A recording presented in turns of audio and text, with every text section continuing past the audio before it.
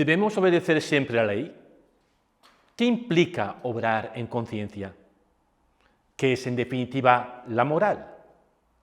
Hola, soy Alberto Domingo, misionero redentorista. Bienvenidos al curso de Liderazgo y Dinamización Misionero. Te encuentras en la asignatura de Moral Teológica. En este segundo vídeo te vamos a explicar algunos de los conceptos fundamentales de la teología moral. Empecemos con la propia palabra moral. La moralidad es un fenómeno humano universal. Todas las culturas y religiones, así como todas las personas, tienen un sentido de lo que está bien y de lo que está mal. El contenido de lo que está bien y de lo que está mal puede variar entre las distintas culturas y religiones. Por ejemplo, para el Islam la práctica de la poligamia es moral, mientras que para los cristianos es inmoral. Pero no hay ninguna cultura que no haya regulado de algún modo las relaciones sexuales y la formación de las familias. El fenómeno de la moralidad surge del hecho de la libertad humana. Los humanos no estamos determinados a seguir un único curso de acción, podemos elegir. Es cierto que no todas nuestras opciones tienen un carácter moral. Por ejemplo, si vamos a un restaurante y nos presentan la carta, y para que elijamos qué queremos para comer, nuestra elección no tendrá un carácter moral. Comer macarrones o ensalada no es una cuestión moral, porque no es una cuestión tan importante. Sin embargo, elegir entre mentir y decir la verdad sí es algo que atañe a algo muy profundo en nosotros. Y decimos que se trata de una opción moral, buena o mala. La palabra ética se usa a menudo como sinónimo de la moral, y así es como normalmente hablamos, de forma, decimos moral o ética, y ambas palabras son intercambiables. Sin embargo, en un sentido más técnico, tienen un matiz distinto. La moral sería este fenómeno humano que estamos describiendo, y la ética sería la reflexión sobre ese fenómeno humano. Podemos comparar la relación entre la moral y la ética como la relación que hay entre la lengua y su gramática. Al igual que la moralidad, el lenguaje es un fenómeno humano universal. Todas las culturas humanas tienen una lengua. La gramática es el estudio de cómo funciona ese lenguaje, ese hablar en el que nos expresamos inconscientemente. No hace falta saber gramática para hablar la lengua materna. Sin embargo, conocer la gramática nos va a permitir entender por qué hablamos como hablamos y, en algunos casos, corregir errores que podamos cometer. La ética teológica o ética cristiana es el estudio del comportamiento moral de los cristianos.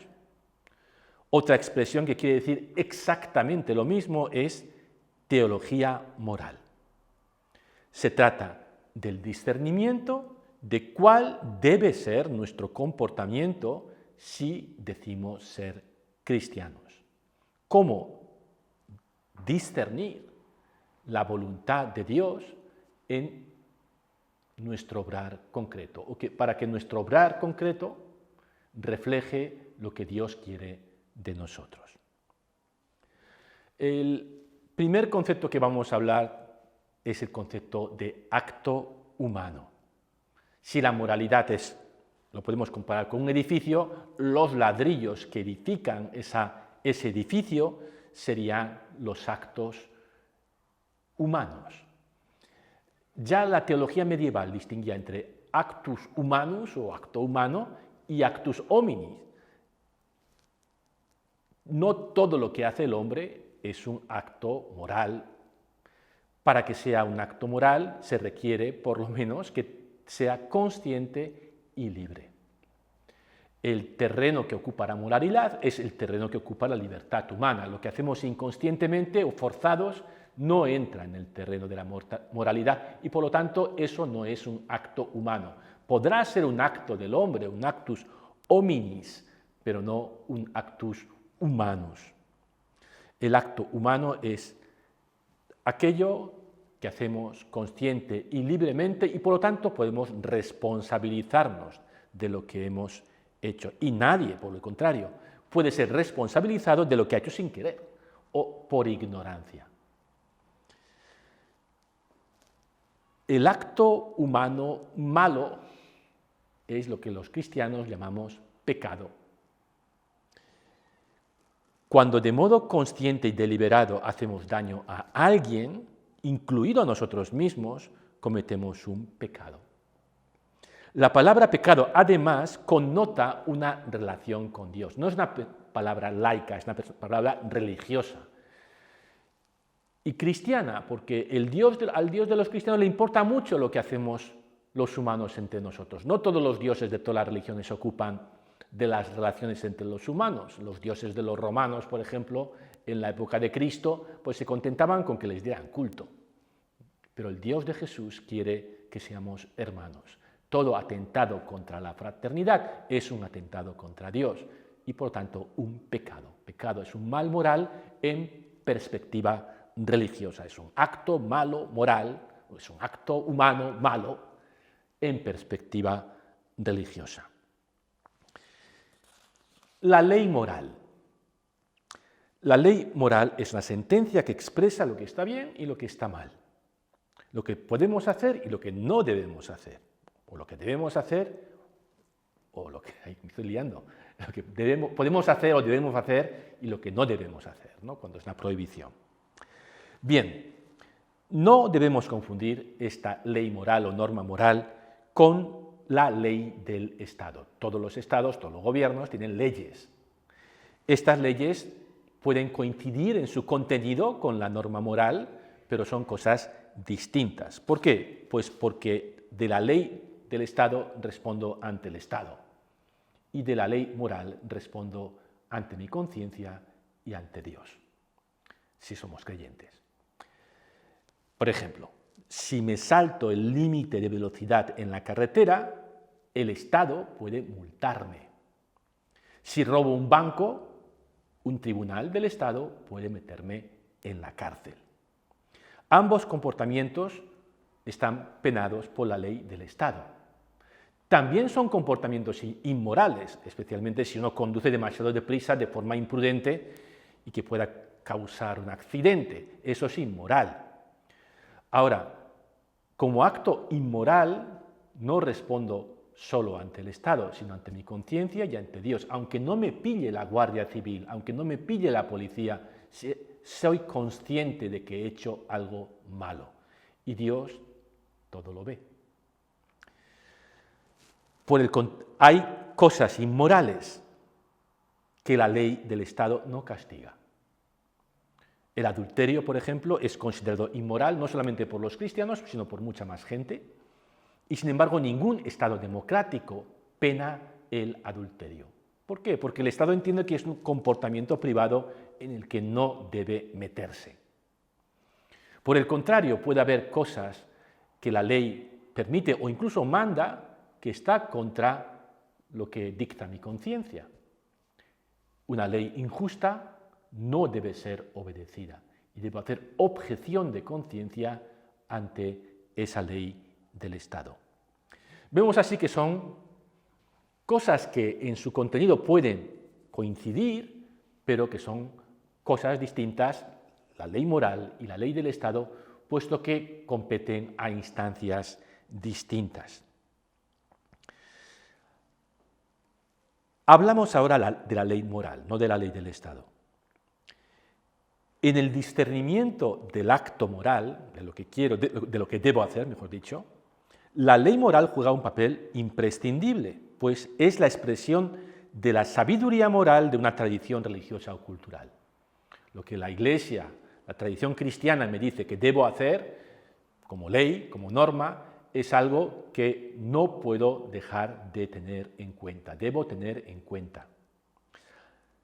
En el caso de la Iglesia católica, el magisterio de la Iglesia custodia esa sabiduría y esa tradición moral. La ley moral da un criterio de objetividad a mi obrar moral. Me dice qué es lo que objetivamente hay que hacer en condiciones normales. Sin embargo, la ley moral no debe ser aplicada sin más, sin tener en cuenta las circunstancias de la persona. Para aplicarla a un caso concreto se requiere un discernimiento de conciencia. Si la ley ocupa el polo objetivo del discernimiento moral, la conciencia ocupa el polo subjetivo, y ambos polos son necesarios. El Concilio Vaticano II tiene palabras bellísimas sobre la conciencia. Las voy a leer, están en el número 16 de la Gaudium et Spes. En lo más profundo de su conciencia, descubre el hombre la existencia de una ley que él no se dicta a sí mismo, pero a la cual debe obedecer, y cuya voz resuena cuando es necesario en los oídos de su corazón, advirtiéndole que debe amar y practicar el bien y que debe evitar el mal. Haz esto, evita aquello. Porque el hombre tiene una ley escrita por Dios en su corazón, en cuya obediencia consiste la dignidad humana y por la cual será juzgado personalmente. La conciencia es el núcleo más secreto y el sagrario del hombre, en el que éste se siente a solas con Dios, cuya voz resuena en el recinto más íntimo de aquella. Cierro la cita de la Gaudium et Spes, número 16. Nos dice que igual que Cristo está presente en el sagrario, la voz de Dios está presente en mi conciencia. En ningún caso debemos confundir la conciencia con hacer lo que siento que debo hacer, y mucho menos con hacer lo que me apetece hacer. La conciencia no es un sentimiento, es un discernimiento que tiene en cuenta, por supuesto, las emociones y la sensibilidad, pero también la razón y el diálogo. Solo podemos discernir en conciencia cuando conocemos la ley y cuando entramos en diálogo con ella.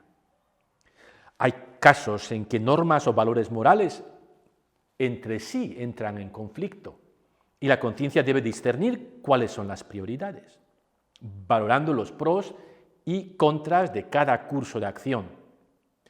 Debe decidir cuál es el mejor curso de acción teniendo en cuenta las circunstancias y también las disposiciones personales, lo posible. Pertenece también al discernimiento de la conciencia consultar a personas que nos puedan ayudar a poner objetividad a nuestra situación, cuando se trata de cosas más o menos importantes, por supuesto. Porque nuestros sentimientos e intuiciones pueden engañarnos. La conciencia no se identifica con ellos.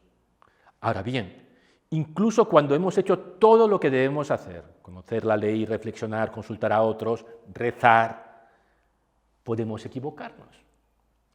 Entonces se dice que la conciencia yerra con ignorancia invencible. Un error por ignorancia invencible no menoscaba la dignidad de la conciencia. Esto también nos lo dice el número 16 de la Gaudium et Spes.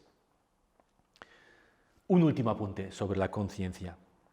A veces confundimos conciencia con sentimiento de culpa. Hay gente que dice que su conciencia le condena, cuando lo que en realidad quiere decir es que se siente culpable. Pero son dos cosas distintas. El sentimiento de culpa depende de nuestra educación. Si hemos recibido una buena educación moral, y una buena educación moral también supone una educación de los sentimientos, nos sentiremos mal cuando hacemos algo mal. Por ejemplo, una persona buena, bien educada moralmente, se sentirá fatal si ha engañado a un amigo. Podemos comparar en este sentido el sentimiento de culpa con el dolor físico. Una persona sana siente dolor cuando algo atenta contra su integridad física. El dolor es una señal de alarma de que algo amenaza nuestro bienestar. Por ejemplo, si hemos comido algo que está en mal estado, me duele el estómago, me está avisando, has comido algo que está mal, tienes que hacer algo al respecto. Pero sabemos que esta correspondencia no se da siempre. Hay dolores crónicos que se han convertido no en la señal de un problema, sino en el problema mismo. Por otro lado, hay enfermedades que no causan dolor y son las más peligrosas, porque van avanzando en nuestro organismo como ciertas formas de cáncer y cuando nos damos cuenta ya es demasiado tarde. De modo similar, no siempre hay correspondencia entre sentimiento de culpa y mal moral verdadero. Algunas víctimas de abusos, por ejemplo, se sienten culpables por lo que les ha pasado, cuando no tienen culpa ninguna. Al contrario, puede haber pecados que no producen sentimientos de culpa. Recuerdo en una audiencia que tuvo el Papa Francisco con un grupo de moralistas, nos dijo: los católicos nunca se confiesan de los pecados contra el medio ambiente. Es verdad, no hemos sido educados en la sensibilidad por la ecología y por tanto cometemos pecados ecológicos y eso no nos remuerde la conciencia por ellos. Y ahí habría que reeducar nuestro sentimiento, nuestra conciencia. Corresponde a la conciencia juzgar si el sentimiento de culpa corresponde o no a la realidad de un mal moral. En cualquier caso, al igual que con el dolor físico, haremos bien en no demorarnos en el sentimiento de culpa, en no regodearnos en el dolor moral. Cuando funciona correctamente, que ya digo no es siempre, pero incluso cuando funciona correctamente el sentimiento de culpa, y el sentimiento de culpa funciona correctamente cuando nos está avisando: oye, esto que has hecho está mal, bueno, pues basta que tomes nota y asumas la responsabilidad. En el momento en que asumes la responsabilidad, puedes prescindir de tu sentimiento de culpa, porque ya ha cumplido su función. No te regodees en el sentimiento de culpa. Bien, la moral católica entre el Concilio de Trento, que fue en el siglo XVI, y el Concilio Vaticano II, que fue en el siglo XX, estuvo excesivamente centrado en la categoría de pecado. Este desproporcionado interés, a veces una auténtica obsesión, absorbió toda la atención de los moralistas, de tal manera que estos no se les ocurría preocuparse de otra cosa que no fueran los actos puntuales. Y sucedía un poco como los árboles que te impiden ver el bosque. Los árboles de los actos puntuales les impedían ver el bosque de la persona humana, que es mucho más que sus actos, aunque se expresa y se construye a través de sus actos. ¿Cómo podemos ayudar a la persona a evolucionar, a madurar? Esa es la pregunta que se hace hoy la teología moral, y no solo si este acto está bien o aquel acto está mal. Este importante cambio que se ha producido en la teología moral católica a raíz del Concilio Vaticano II se ha llamado el giro personalista, del giro de los actos al giro hacia la persona. Y para ese giro, que va más allá de los actos hacia la persona, hay un concepto que resulta especialmente útil, y es el concepto de virtud. Virtud es un rasgo bueno de la personalidad que se adquiere cuando persistimos en la realización de actos buenos. Lo contrario de la virtud es el vicio, un mal hábito adquirido por la repetición de actos malos. Si de forma repetida nos comportamos de manera perezosa, terminamos siendo perezosos. Por el contrario, que es un vicio, la pereza, por el contrario, si realizamos no una, sino muchas veces obras de misericordia, nos volveremos misericordiosos, que es una virtud. Una ética teológica centrada en la persona y sus virtudes permite superar el tono negativo que caracterizaba la moral preconciliar centrada en el pecado. Los moralistas hoy entienden que su cometido no es solo prevenir que se cometan pecados, sino cómo ayudarnos a alcanzar la plenitud, cómo acompañar a hombres y mujeres que aspiran a una felicidad que no consiste en tener más cosas, sino en ser en ser buenos cristianos, en ser buenas personas.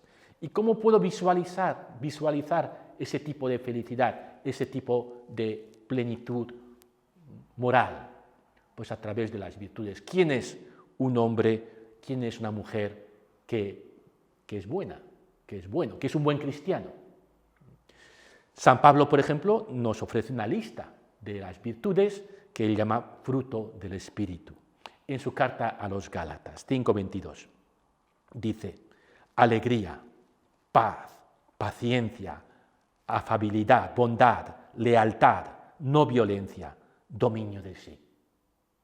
Son rasgos del tipo de persona a la que aspiramos y que son, cada uno de estos rasgos se llaman virtudes.